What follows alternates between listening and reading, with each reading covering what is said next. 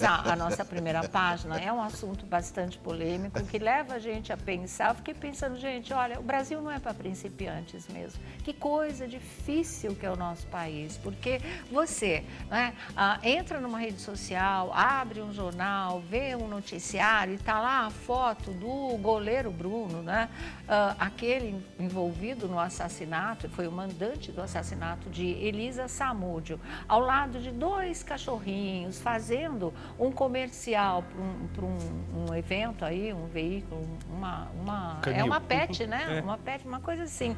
Ele estava fazendo e isso deixou o pessoal meio, né? Falou, como é que pode, gente? Porque vocês se lembram que nesse crime absurdo da Elisa Samúdio, né, que foi assassinada, pelo jeito foi esquartejada, nunca mais se teve notícias do paradeiro do corpo, né? É um canil, na verdade está fazendo essa propaganda de um canil ao lado de 2 cãezinhos aí, como se fosse uma pessoa muito angelical. Até aí é uma coisa que a lei permite, está aí, não houve prisão perpétua, está aí, né? Para ele a vida segue, para ela e para a dona Sônia, a mãe dela, que não conseguiu nem dar um sepultamento digno para a filha, a situação é muito complicada. E para o filhinho, que a Elisa deixou também, que ela teve do Bruno, é muito difícil, né? Vocês sabem que ele tem medo desse pai com quem ele nem teve contato, mas ele tem e ele sabe de toda a história. Agora, no auge das investigações, vocês se lembram muito bem que o Sérgio, o primo do goleiro Bruno, ele diz que a Elisa tinha sido assassinada, tinha sido esquartejada e que o Bola, que seria o dono da casa onde aconteceu o crime, teria dado restos mortais da Elisa para os cães, para o cachorro, uma das mãos. Inclusive, a descrição era crua e era horripilante, não é? E isso ficou marcado na cabeça do público. Nunca foi comprovado, foi desmentido. O delegado Edson Moura, lá de Belo Horizonte, que capitaneou toda a investigação, chegou a dizer que nunca foi comprovado e que tudo levava a crer que fosse realmente o primo tentando uma versão para o caso absolutamente sensacionalista, querendo mídia, sei lá o quê, né? Não chegaram a nenhuma conclusão e isso segue até hoje. Não há provas e parou por aí. Mas, na cabeça da gente, o canil e essa cena horrorosa de se dar, né, partes do corpo da Elisa para os cães ficou. Então, quando você vê o goleiro aí fazendo propaganda de um canil, a coisa embrulha o estômago. É absolutamente revoltante, porque mesmo que não houve provas, também não ficou comprovado o contrário, né? Que realmente isso não tenha acontecido. Ele voltou, vendo a indignação toda nas redes sociais, vendo que está todo mundo protestando, o pessoal do canil já deve estar mortalmente arrependido também de ter escolhido o Bruno para fazer aí esse merchandising, essa publicidade. O pessoal começou a protestar e a protestar violentamente, porque realmente não dá para levar a sério uma coisa dessa. Que falta de senso, não é? Ninguém esquece esse tipo de coisa. Como alguém apela para uma tragédia como essa, para uma cena que leva a uma tragédia, a um assassinato bárbaro, hediondo e cruel, para fazer uma publicidade de um canil, quando o canil continua aí na cabeça de todo mundo sendo cenário de uma coisa dantesca, na verdade. Então, muita gente, mas centenas de milhares de pessoas já se manifestaram, inclusive, não é, pessoas conhecidas do grande público, como a autora Glória Pérez, que falou só pode ser deboche,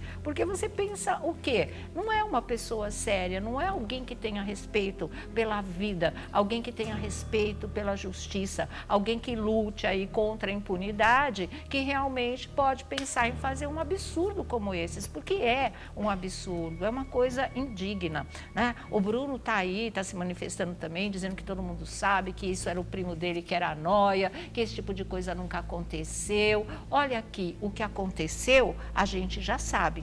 E o que aconteceu não dá para esquecer. E o que aconteceu, na minha opinião, era uma coisa de prisão perpétua para todos os envolvidos. Não era essa segunda chance bonitinha de sair depois de um tempo. A lei permite, não estou falando que a lei não permita, está tudo feito da forma legal. Para mim, isso me dá uma sensação de impunidade, isso me dá uma sensação de injustiça. As pessoas não pagaram de verdade por aquilo que cometeram, porque na verdade nunca conseguiriam pagar, a vida não tem preço.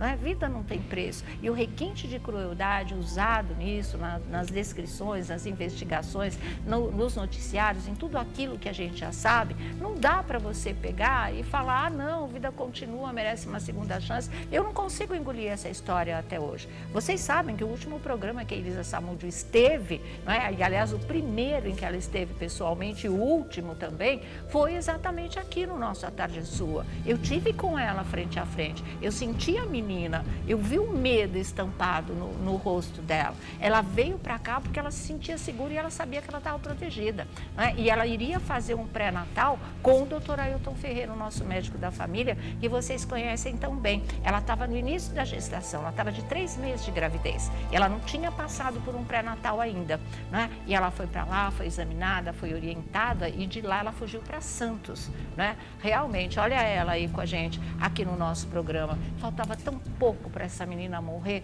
da maneira bárbara, hedionda e cruel como ela morreu, né? Mas ela estava aqui, 3 meses de gravidez, muito assustada, falando sim que ela estava sendo perseguida, que ela tinha medo, né? Que ela sabia que alguma coisa poderia acontecer, que a vida dela estava em risco. Foi uma entrevista que realmente deixou o público bastante impressionado. E depois disso, como eu falei para vocês, passou pelo médico, fugiu para Santos, mas lá ela soube que uma das pessoas desse time criminoso do Bruno já estava atrás dela, estava na pista dela. E depois a história se desenrolou como vocês conhecem, né? O Bruno foi atrás, seduziu, prometeu um monte de coisa, ela achou que dava para dar uma nova chance, foi para onde foi, lá para o interior de Minas, e as coisas aconteceram dessa maneira. Então, isso, gente, olha, isso não dá realmente para você pegar, ver uma cena dessa e achar bonitinha, né? Querer visitar o canal. Ele está dizendo que nem foi propaganda, nem foi propaganda. O Bruno, o goleiro, está dizendo que nem foi propaganda, mas não interessa se propaganda, se não é. Uma cena dessa fica muito esquisita e eu acho... Quem foi que falou, diretor? Não estou te ouvindo direito.